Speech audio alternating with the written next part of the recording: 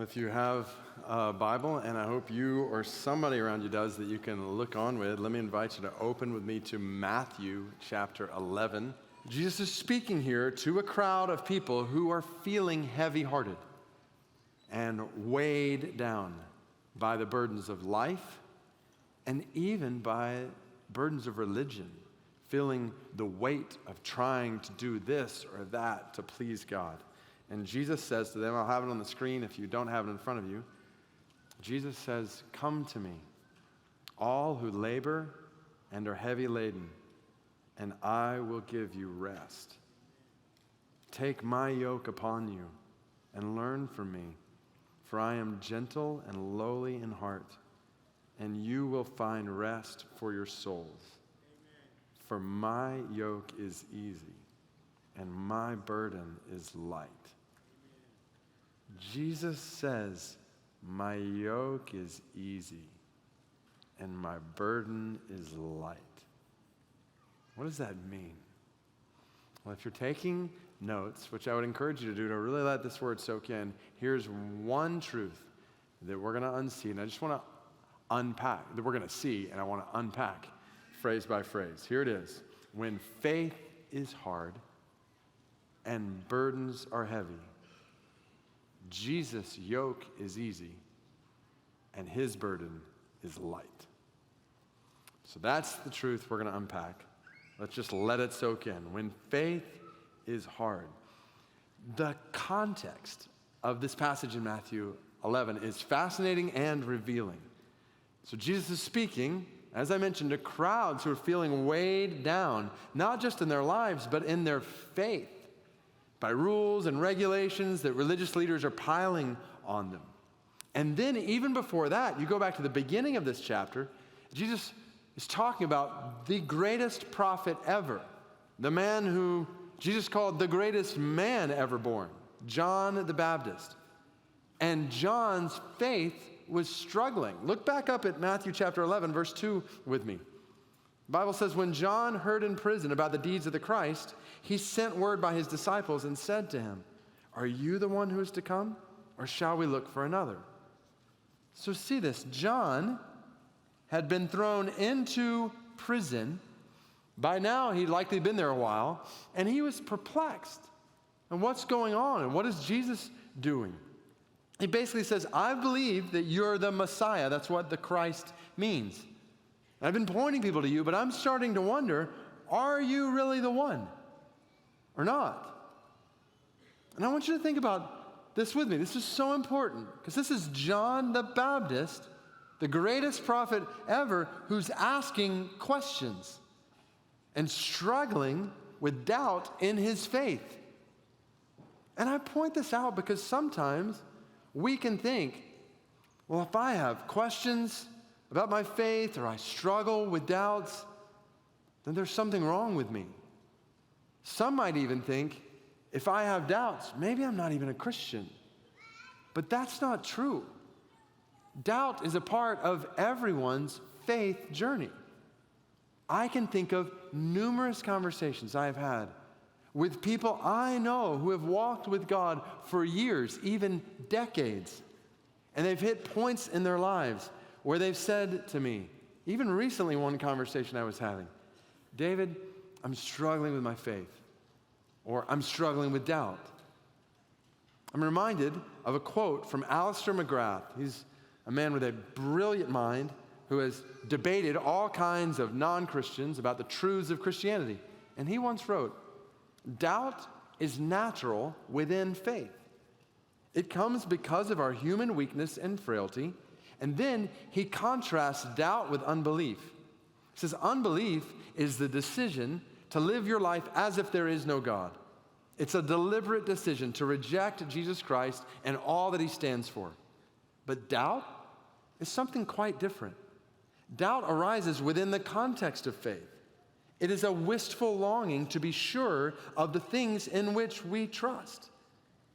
Likewise, John MacArthur pointed out how when the New Testament talks about doubt, whether you're talking about the Gospels or the Epistles, it primarily focuses on believers. That's very important. It's as if you have to believe something before you can doubt it.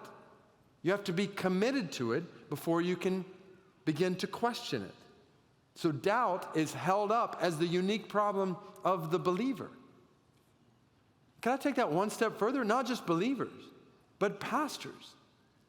Even Charles Spurgeon, one of my favorite preachers, pastors in history, said some of us who have preached God's word for years and have been the means of working faith in others and of establishing them in the knowledge of the fundamental doctrines of the Bible have nevertheless been the subjects of the most fearful and violent doubts as to the truth of the very gospel we have preached.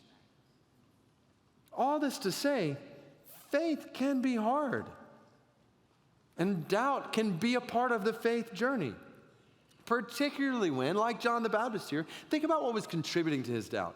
You might write these things down. When we think about faith that is hard, particularly in difficult situations that cause us to doubt.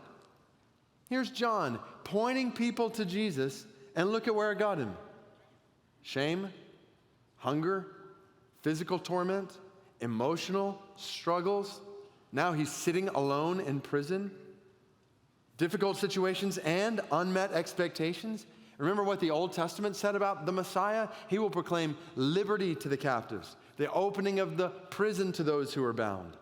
It doesn't feel like that was happening for John. And on top of that, most Jewish people thought that the Messiah would overthrow Roman rule. But the Romans were still oppressing the Jewish people at this point. And on top of all that, John had limited perception.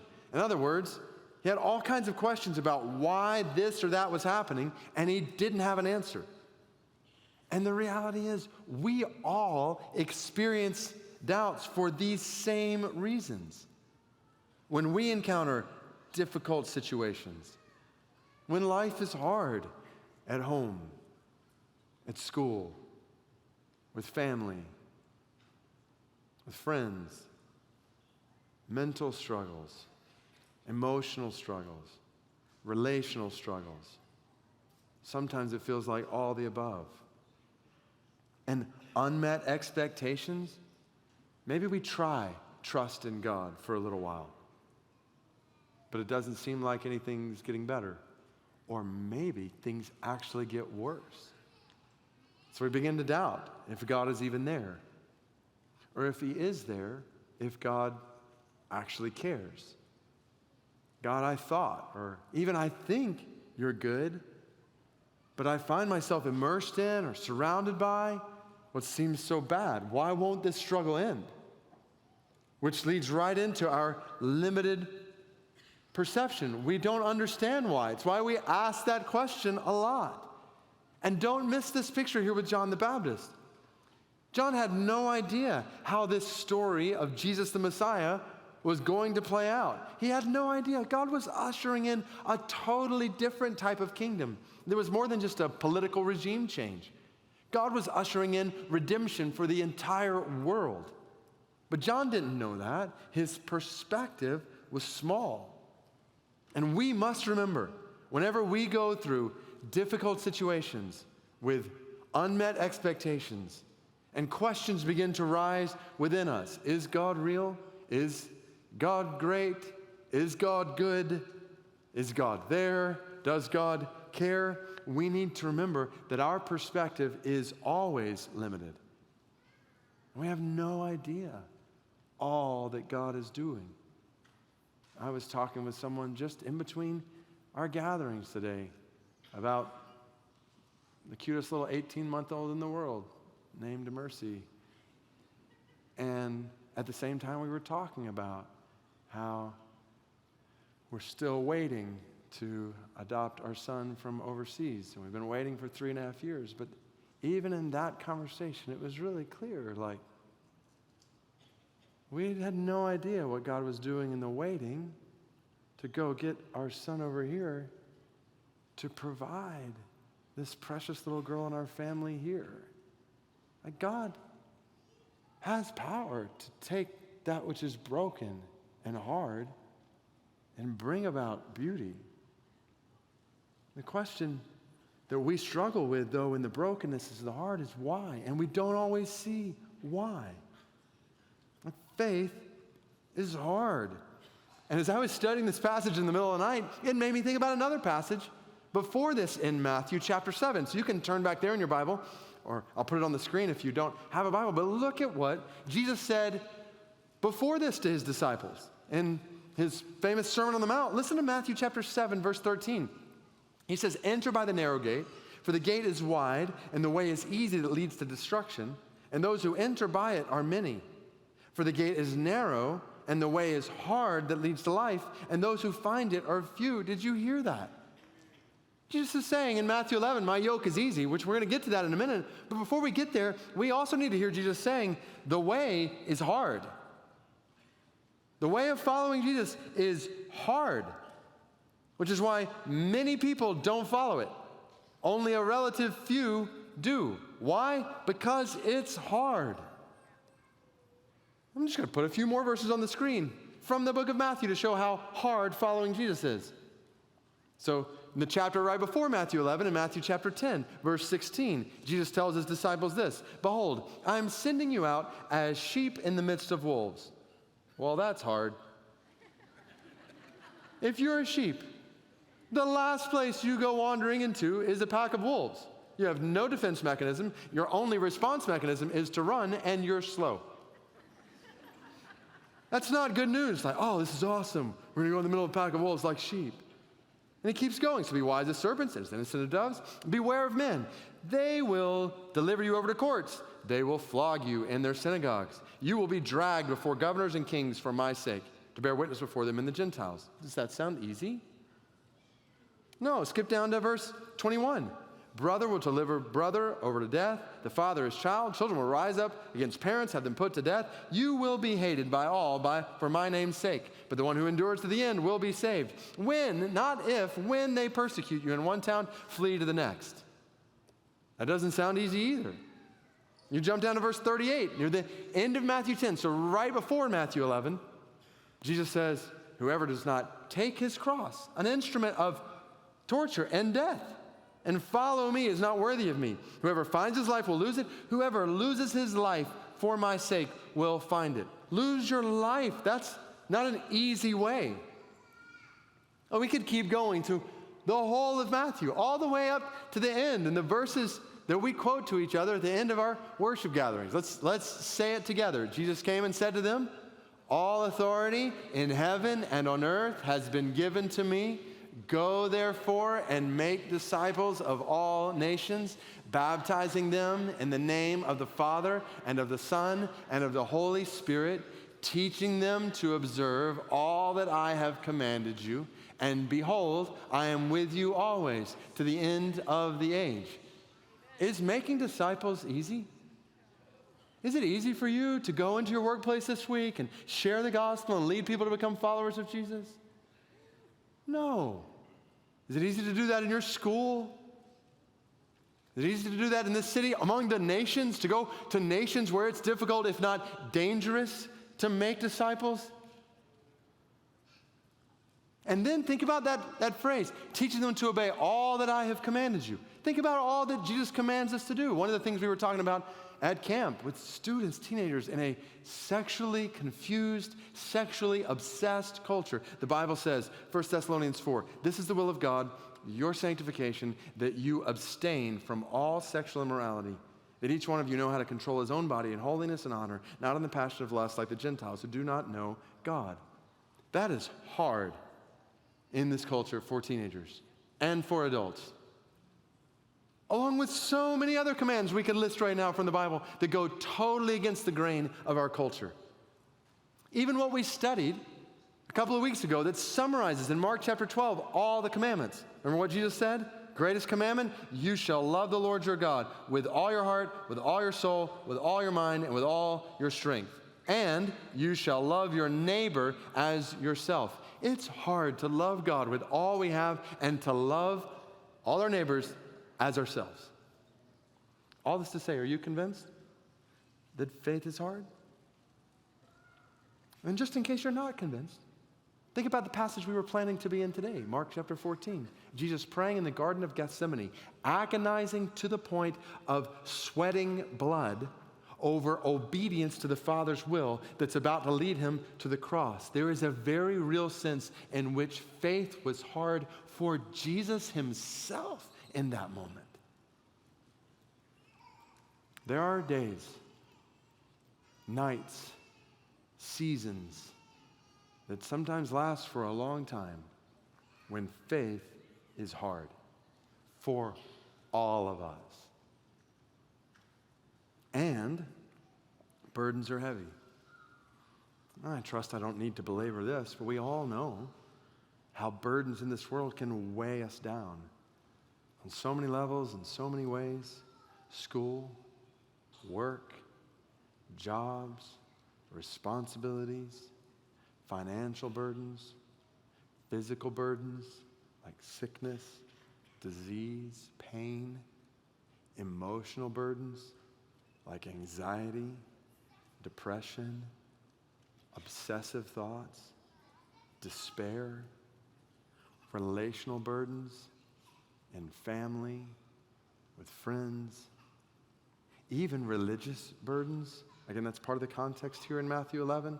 People weighed down with thinking they're never doing enough. So many people live with an underlying, like a low, maybe even high level, sense of guilt or shame over things you've done in the past, or your failure to do certain things in the present, or not confidence in yourself as you look to the future. And if you weren't feeling burdened already, maybe now you are. But that's kind of the point. Burdens in this world are real and heavy. And as a simple reminder, Jesus told us this would be the case. So we shouldn't be surprised. John 16, remember? Jesus said, in this world, you will, this is a promise, you will have tribulation. And he goes on to say, take heart, I've overcome the world. So that's the good news. But here's the bad news. You will have trials. So anyone who is surprised by trials, ongoing trials, trials that don't go away, is not reading the Bible. Jesus told us we would have tribulation, trial. We live in a fallen world. We're not perfect people. Nobody else is perfect. And the world isn't perfect, which means we will all have tribulation and the burdens will be heavy. Now, we're about to come to the good news. I promise we're about to get there. But I do want to pause here and point out, the Bible doesn't gloss over the bad news. The Bible is not some fairy tale book that pretends everything is great in the world and life is stress-free and there's always a neat, tidy bow on everything. No, the Bible is making clear that life in this fallen world is hard. It's a mess many days. And not just life, but faith in a fallen world is hard. And burdens are real and painful and heavy to bear. But, so now here's the good news that I pray you will hear and see and live in today. This is why I wanted to share this word with you today. Because when faith is hard and burdens are heavy, Jesus' yoke is easy. So you're already thinking, well, that sounds fantasy-like. All right, how's that possible? And what does that even mean? Well, Jesus is using imagery here, starting in verse 28, saying, take my yoke upon me, of oxen who get into a yoke together for the purpose of carrying weight. And here's the deal. Look at this picture. So sometimes in a shared yoke, you might take an ox who is on the weaker side of things and put him in a yoke with an ox who's on the stronger side of things. So that the strong ox can carry the load and the weaker ox can learn to follow and trust the stronger ox. So the illustration I gave at camp, so everybody at these camps was split into recreation teams, and one of the team names was the Dwayne "The Rock" Johnson team. So I said to them, imagine getting into a yoke with this guy. Like, you're not going to say, Rock, I got this. I'll carry us. You're not going to say that. You're going to say, Rock, I'm going to let you take the lead on this one. And that's the picture Jesus is giving here, except Jesus is infinitely greater, infinitely stronger than Dwayne "The Rock" Johnson. We're talking Jesus, God in the flesh, the one who spoke and the world came into being, the one who upholds the universe by the word of his power, saying to you, I'm inviting you to get in the yoke with me. Amen. Don't miss this, for me to carry your load. Jesus is not saying, hey, let's do this 50-50 arrangement. I'll pull my part, you pull yours. I'll help you, you help me. No, Jesus doesn't need your help. He's God. Jesus is saying, I will carry this weight with you and for you. In other words, you can't carry it on your own. Faith is hard. You can't do it on your own. Burdens in this world are heavy. You can't carry them on your own. So come to me, all who are weary and heavy laden. Get in the yoke with me. Amen. And even this picture is not perfect, because when you get in the yoke with Jesus, when you unite your life with him, you go all in with Jesus, he doesn't just come beside you. Jesus comes to live inside you. Listen to Colossians 1:27, later in the Bible. To them God chose to make known how great among the Gentiles are the riches of the glory of this mystery, which is Christ Jesus in you. Christ in you, the hope of glory. And he goes on, he says, him we proclaim, warning everyone and teaching everyone with all wisdom, we may present everyone mature in Christ. For this I toil, struggling with all his energy that he powerfully works within me. You see this? Paul is toiling. He's struggling. Another time Paul uses this word toil is in 2 Corinthians 11, when he talks about being imprisoned and beaten with rods, often near death, stoned, shipwrecked 3 times, in danger from rivers, robbers, in danger from Jewish people and Gentile people, danger in the city, danger in the wilderness, danger at sea, in toil and hardship, through many sleepless nights, in hunger and thirst, often without food, in cold and exposure. Paul's saying, faith is hard, and my burdens are heavy. I'm toiling. I'm struggling. How? With all his energy that he powerfully works within me.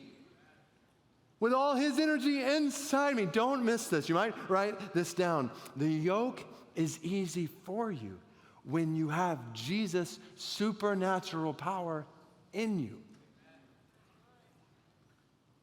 This is life-changing to realize this. The yoke isn't easy because the way is easy. We've already seen that. The way is hard. Life and faith in a fallen world is hard. But everything changes when you come into the yoke with Jesus and you realize you don't have to do it on your own. You're in the yoke with Jesus, and not just Jesus beside you, but Jesus inside you. So many professing Christians don't realize this. When you put your faith in Jesus, something wonderful happens. Amen. When you put your faith in Jesus, God forgave you of all your sin. Amen. So there's an and here. He didn't just forgive you of all your sin.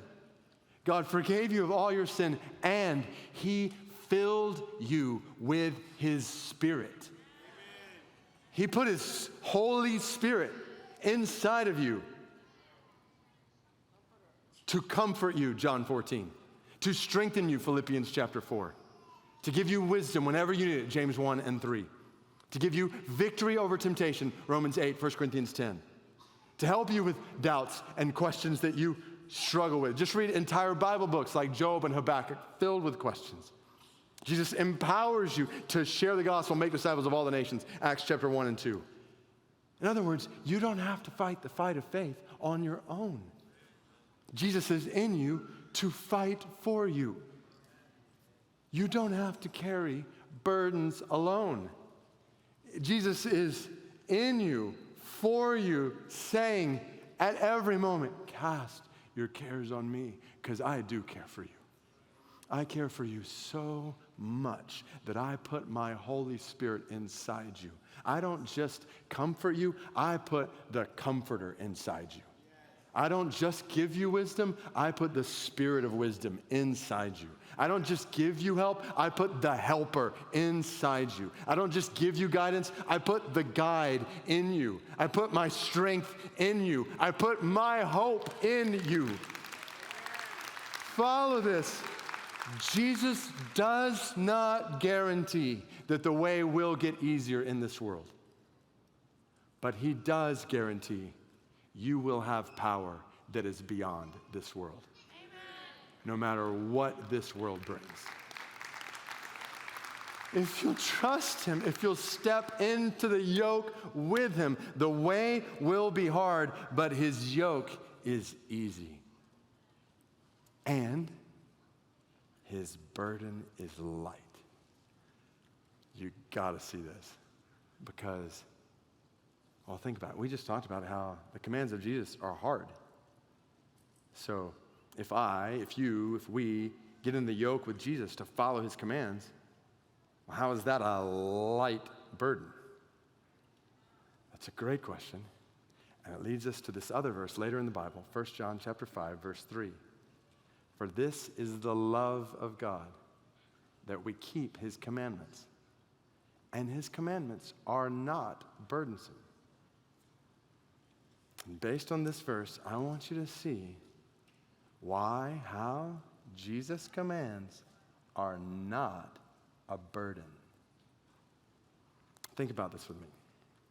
Jesus' commands would be a heavy burden to us if one of two things were true, or if both of these things were true. First, Jesus' commands would be a heavy burden if you couldn't carry that burden. If I gave you 500 pounds of weight and said, hold this over your head for the next hour, that would be a heavy burden for you. Why? Because you wouldn't be able to do it. But we've already covered this when it comes to being in the yoke with Jesus. Jesus gives you supernatural power to carry out his commands. So that's one reason the burden is light, because you can actually do them all by the power of Jesus inside you. You can be pure in this world. You can share the gospel with this world. You can say no to sin. You can endure through suffering. Because the one who conquered all sin and Satan and death itself is living in you. That makes this burden light. And then, so follow this. Second, Jesus' commands would be a heavy burden if you didn't want to obey them. So even if you can, if you don't want to, it still feels like a burden. I said it at camp. How many of you, teenagers, know what it's like to receive a command from your parents to do something around the house that feels like a burden to you? And it was uniform. 100% of them have experienced that. And the reality is, 100% of all of us have. We've all been told to do stuff that we don't want to do. And it feels like a burden when that happens. So in a similar way, if Jesus gives you commands that you don't want to do, then that will feel like a burden to you. But this is where 1 John chapter 5 is so important. So follow this. His commandments, the commandments of Jesus, are not a burden. Why? Because God is what? Love. And when we realize God is love, then we will realize his commands are light.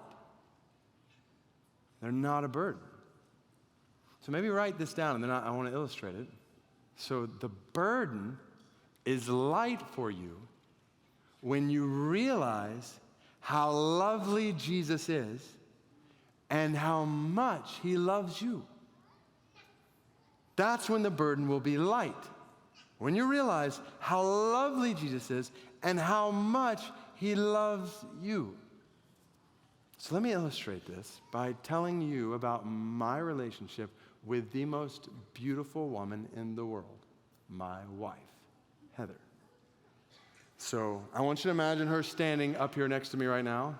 I told her that I would not embarrass her by bringing her up here and making her stand here while I say the things I'm about to say, but just imagine her right here. I remember the first time I ever saw her. I was a rising junior in high school. She was a rising senior in high school. And she came to our church the week before our summer camp. I remember seeing her across the room. I remember what she was wearing. And that Sunday, a friend of hers who had invited her to church that day invited her to come to camp. And she came. And that week at camp, she met Jesus. And her life was totally changed. And she also met me. Nowhere near as important as meeting Jesus, but pretty important to me. And I was afraid to talk to her. I'd never had a girlfriend, didn't know how to talk to girls. She graciously took the initiative to talk to me, and I fell for her. We started dating soon thereafter, and then I blew it. I got busy with other things, and talking on the phone or trying to get together with her felt like a burden, so I broke up with her. Biggest mistake of my life. I was so dumb. But once I realized my mistake, I realized how lovely she is, how much I wanted to be with her. I started flirting with her in every way I could to get her back. And I would do anything she wanted me to do. I remember there was one particular youth event we were at church, and we were having pizza, because that's what you have at every youth event known to man. And so somehow, I don't even know how it happened, but she dared me to eat a whole large Papa John's pizza. And I was like, okay. So I just started downing this thing. I brought the box back to her totally empty. I was like, look, I did it. And for some reason, that impressed her. I don't know. But I remember in that moment, like, yes, my stomach was heavy, but the burden was not heavy. It was light. Like, as long as she was smiling, it didn't matter what was in my stomach. Like, I was just, so that began a process where finally I won her over, and we started dating for the next 4 years through college, and I would plan dates. I would write letters. This was before you could text or send an email. So these pens and things called paper, and you'd write down on it and send it to each other. I would give her gifts. We would hang out. And you know what? None of that was a heavy burden to me. And eventually, I asked her to marry me. So I'll show you a picture from that particular day where I stood with her in the front of a church building together, and we yoked our lives with each other. Like, talking about major commitment, like everything till we die. We're committing our lives to each other. And you know what? It was not a heavy burden. And for the last 24 years, I've still planned dates, given gifts, written poems. And you know what? None of that's a burden to me. You know why? Because my wife is lovely. She's beautiful. And she loves me. And I love the way she loves me. There's like a whole song about that. Like, and marriage is not a heavy burden. It's light. Why? Because my wife is lovely. And she loves me and I love her. I'm not like, got to write a poem. What do I do? All right, let me try to churn one out. Like, no. So now, make the parallel for a moment here. Imagine not Heather standing next to me. Okay, my goal is not to make you sick with all of that. Just go with me here. Imagine now, not Heather standing next to me. Imagine Jesus standing right next to me right now. And as soon as I imagine this, I think, okay, my wife is great, but Jesus, he's infinitely greater than she is. My wife is lovely, but Jesus, he is love. Like, he defines Love. He's perfect love. In a way that my wife, as great as she is, she could never be, not even close. He's God.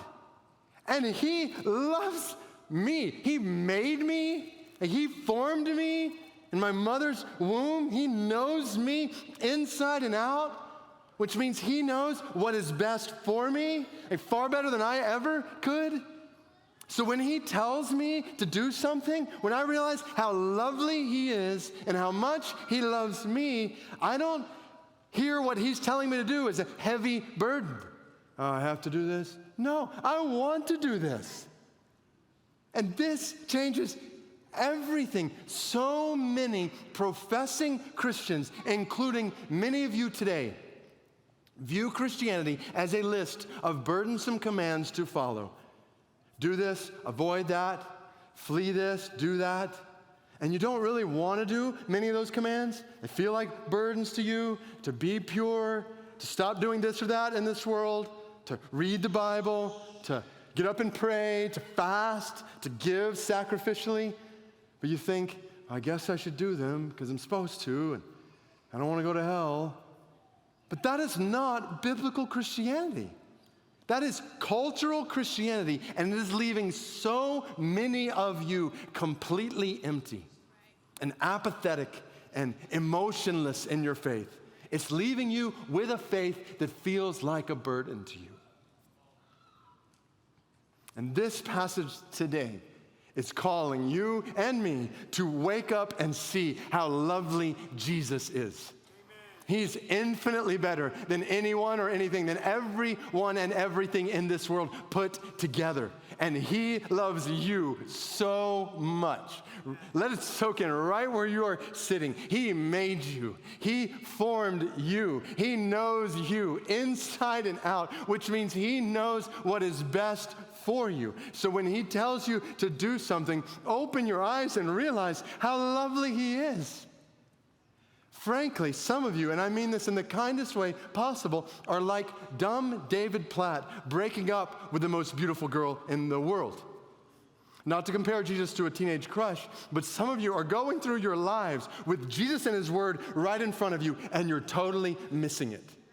You're apathetic toward him, indifferent toward him. You come to church, arms figuratively or maybe literally crossed, emotionless, doing this religious routine on Sundays here or there, and you desperately need to open your eyes and see the one who's in front of you, who's speaking to your heart right now. The God who is love loves you. Amen. And if you would realize how lovely he is and how much he loves you, then you will realize it is not a burden to obey him. It is a blessing. It is not a heavy burden to have to pray. You want to pray, to get to talk with God. It's not a burden for me to have to talk to my wife. No, yes, I want to talk to you get to talk to God, who hears your prayers and responds to your prayers in his power and his wisdom and his love for you. It sounds like you have to read the word. Of course you want it. Like I couldn't wait to get a letter from Heather. Like, why? Because I'm in a love relationship with her. We're in a love relationship with God. He speaks to us. We want to know his word. Not just read it. We want to memorize it and soak it in and apply it to our lives. In a world that does not, to be clear, this world does not love you. This world has given you a million messages all week long that are trying to pull you away from this relationship with God, promising that's going to be good for you. It's not. This is what you're made for. Relationship with the one who made you. So when you hear this world saying, hoard money for yourself, or live your life for yourself, or pursue sexual immorality in this way or that way, and Jesus is saying, pursue purity and give sacrificially and live radically. That doesn't sound like a burden to you because you're radically in love with the one who's supremely lovely and who loves you like nobody else ever could. Amen. This changes everything about the Christian life, and I'm convinced many Christians are totally missing it. The burden of being with Jesus, following Jesus, is light. Why? Because he's infinitely lovely and he loves you infinitely. So do you see it now? when faith is hard and burdens are heavy, Jesus' yoke is easy and his burden is light. And it's breathtaking, life-changing truth. If you'll receive it. And then just make the connection here with where we landed last week. Stories of martyrs, men, women, teenagers who gave their lives for their faith. And many of you thought, I don't know if I could do that. I don't know if I could look into the eyes of my family or friends and be willingly burned at the stake. I talk about hard faith and a heavy burden. How could they do that? Here's how. They were in the yoke with Jesus, no matter what it cost, because they knew that the reward was worth it. They were not content to be cultural Christians. They were actually in the yoke with Christ. And just as Jesus in the Garden of Gethsemane said, "Not my will, but yours be done. You're worthy of my life," they said, "Not my will, but yours be done. You're worthy of my life." And I pray that God will raise up a church full of teenagers and adults who say that. No matter what it means, I'm in the yoke with you all the way, knowing the way will be hard and the burdens will be heavy. But this yoke will be easy because the supernatural power of Jesus will be in you. And this burden will be light because he is lovely and he loves me so much. So, would you bow your heads with me? All across this room and other locations, just bow your heads, close your eyes, just because I want to remove all the distractions for a moment. Just you and God. Because this invitation is for you. Jesus is saying to you right now, come into the yoke with me. My yoke is easy, my burden is light. So, I would just ask, well, first and foremost, are you in the yoke with Jesus? Have you united your life with Jesus? Have you put your trust in him to save you from all your sins, to lead your life? And if the answer to that question is not a resounding yes in your heart, I invite you right now just to say, God, today I want to be in the yoke with Jesus. Maybe for some of you, you've been in church, you've done religious things, but faith has felt like a burden to do this, and you've missed relationship with Jesus. This is not about what you can do. That's the whole point.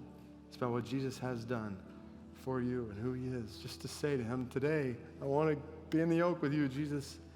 I trust that you've died on the cross to pay the price for all my sins. And you've risen from the grave in victory over sin and death. You are Lord. Be the Lord of my life. Lead me, guide me, direct me. Forgive me my sin. Fill me with your Spirit. I want to live in the yoke with you. And when you pray that, and for all who have, just pray, God, keep us from missing the beauty of what it means to be in the yoke with you, or to help us with a world where life and faith are hard and burdens are heavy. Help us to trust you, your supernatural power inside of us, and help us to live out of the overflow of love relationship with you. God, help us, for many of us today, to leave behind burdensome faith and to live in the yoke that is easy and the burden that is light.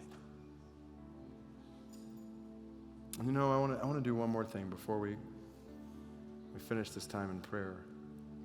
Something we often do at our prayer gatherings and sometimes on Sundays, but I know that in this room and in other rooms where we're gathered right now, that some of you are walking through things in life right now where faith feels particularly hard or the burdens feel particularly heavy. And I want us to have some time just to pray for you.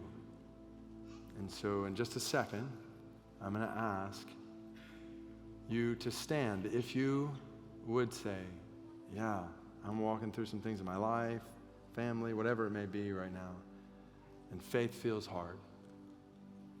Or I'm walking through some things, or I've got some heavy burdens. And I would love for some people just to pray for me. And I trust you know this is a totally safe place to do that. When you stand, you're not going to have to share everything that's going on with the people around you. It's just going to be you standing. Then people are going to gather around you. You can tell them your name if you don't already know them, and then for them just to pray over you. And for us to do that at all the locations where I gather. And even for those of you who are watching online, if you're at home, feel free just to stand before God where you are. And we'll be praying for you. And so if that's you, if you would say, yeah, I'm walking through some things right now where either faith feels hard, life feels hard, or burdens feel particularly heavy, then I want to invite you right now just to stand where you are, and then we're going to gather around and pray for you.